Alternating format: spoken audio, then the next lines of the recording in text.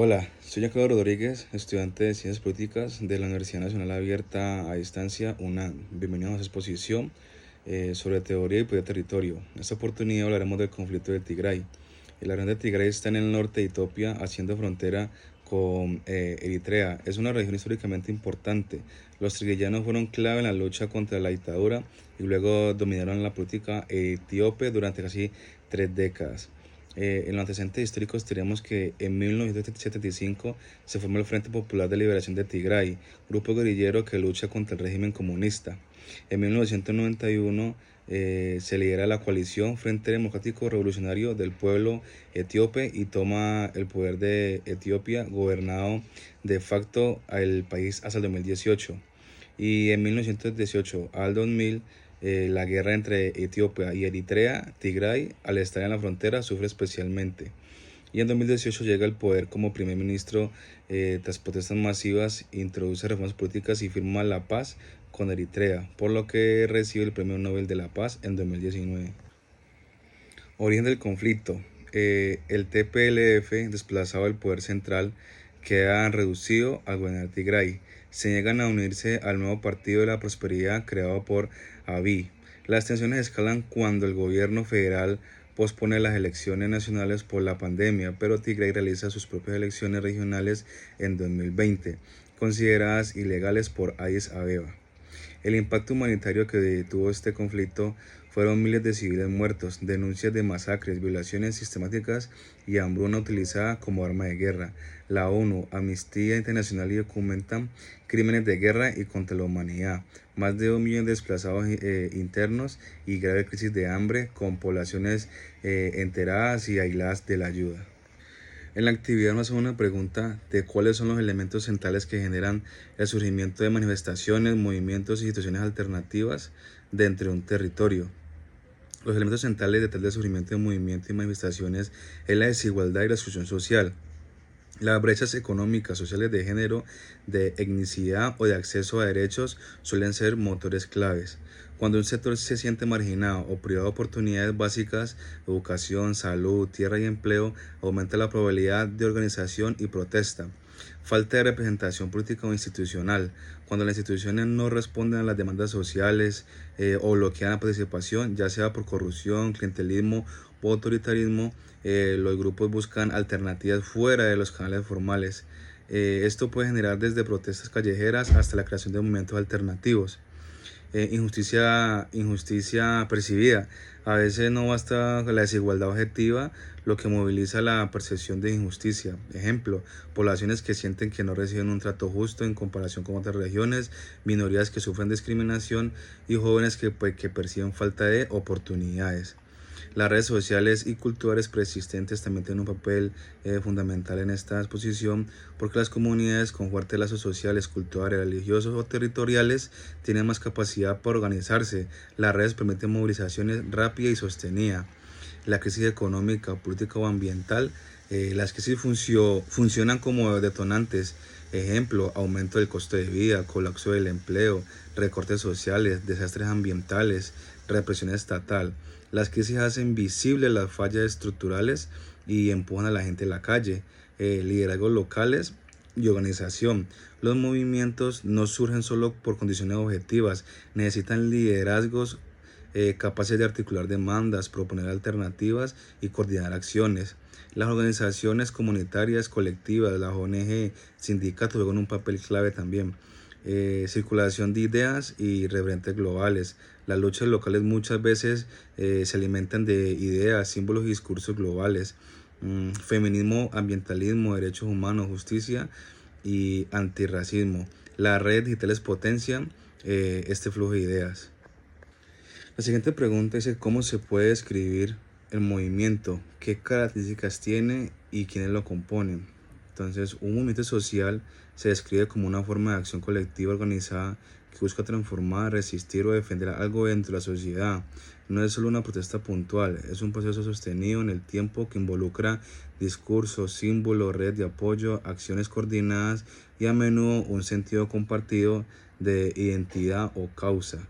Las características principales de un movimiento es la asistencia de un diagnóstico compartido, la propuesta de soluciones o demandas, acción colectiva y organizada, identidad colectiva, uso de repertorios de acción y diversidad interna. ¿Quiénes componen un movimiento? Grupos de base como las comunidades locales, barrios colectivos, asociaciones vecinales, organizaciones sociales, sindicatos, campesinos, asociaciones de derechos humanos, liderazgos visibles, activistas, líderes comunitarios y voceros, aliados externos como académicos, artistas y periodistas, y sectores invisibles o marginales como mujeres, jóvenes, pueblos indígenas, comunidades que son quienes inician estos movimientos. También, ¿cómo puede definir el territorio en esta oportunidad del conflicto de Tigray? La dimensión social y política de Tigray está compuesta mayoritariamente por el grupo étnico Tigray, que representa alrededor del 6% de la población etíope. Históricamente han tenido una influencia significativa en la política nacional, especialmente a través del Frente de Liberación del Pueblo de Tigray, que lideró la coalición gobernante en Etiopía desde 1991 hasta el 2018.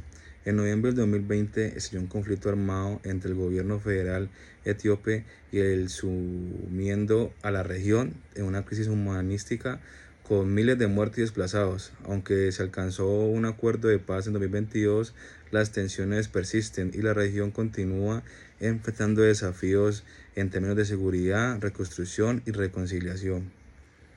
La dimensión económica y ambiental.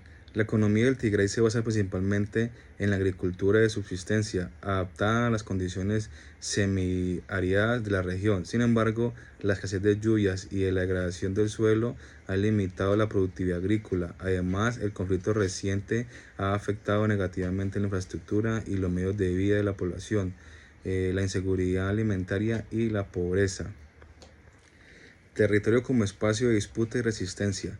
Más allá de su geografía, Tigray es un territorio simbólico de resistencia y lucha por la autodeterminación. Las comunidades locales han defendido su identidad cultural y autonomía política frente a las presiones centralizadoras del Estado etíope. El territorio se convierte así en un escenario de disputas por el poder, los recursos y reconocimiento, reflejando las complejas dinámicas del federalismo étnico en Etiopía. ¿Cuál es una posible alternativa o solución a la problemática que se presenta en el territorio? Contexto del conflicto. El conflicto de Tigray ha tenido un impacto devastador en la región, generando desplazamiento masivo de personas y una profunda crisis humanitaria. Las disputas entre el gobierno federal, así como las tensiones con Eritrea, han dificultado la búsqueda de una solución pacífica. La presencia de las fuerzas eritreas en Tigray han agravado la situación y ha creado obstáculos para el acceso a la ayuda humanitaria. La situación humanitaria en Tigray sigue siendo crítica, con millones de personas necesitadas de asistencia urgente. Desde noviembre de 2020, Tigray ha vivido un conflicto armado brutal entre el gobierno federal de Etiopía y el Frente de Liberación del Pueblo de Tigray. Esto ha generado decenas y miles de muertos, millones de desplazados, crisis humanitaria severa, desconfianza profunda entre comunidades, fractura del pacto político federal de Etiopía. Aunque hubo un acuerdo de paz en noviembre de 2022, muchas tensiones siguen vivas y los retos son enormes. Posibles alternativas y soluciones. Una posible solución al conflicto de Tigray podría ser la implementación de un acuerdo de paz negociado que incluya la retirada de todas las fuerzas extranjeras, la protección de la población civil y la garantía de un proceso de paz político, incluso implementar y garantizar la paz. Las partes que cumplan lo pactado, alto el fuego, retiro de fuerzas extranjeras como tropas eritreas, desarme progresivo, reintegración política de TPLF, supervisión internacional para asegurar que no haya retrocesos, reabrir el acceso humanitario sin restricciones, permitir que agencias humanitarias entreguen alimentos, medicinas y servicios básicos sin trabas burocráticas ni bloqueos políticos, establecer un proceso inclusivo de diálogo nacional, incluir no solo las élites políticas sino también a comunidades locales, mujeres, jóvenes y organizaciones civiles, replantear el modelo de federalismo étnico en Etiopía para abordar tensiones de autonomía, representación y distribución del poder, promover justicia transicional y reconciliación, crear mecanismos de verdad, justicia y reparación para las víctimas de crímenes de guerra, masacres y desplazamientos forzados, evitar dinámicas de venganza o impunidad,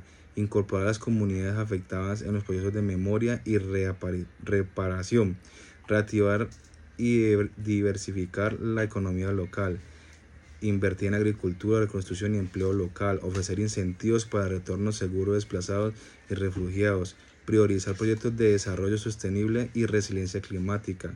Y por último, fortalecer la mediación regional e internacional.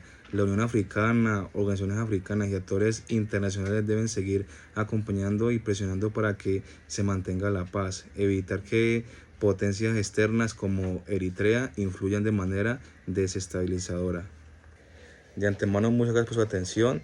Espero que esta información sea de su agrado y de mucha importancia. Hasta la próxima.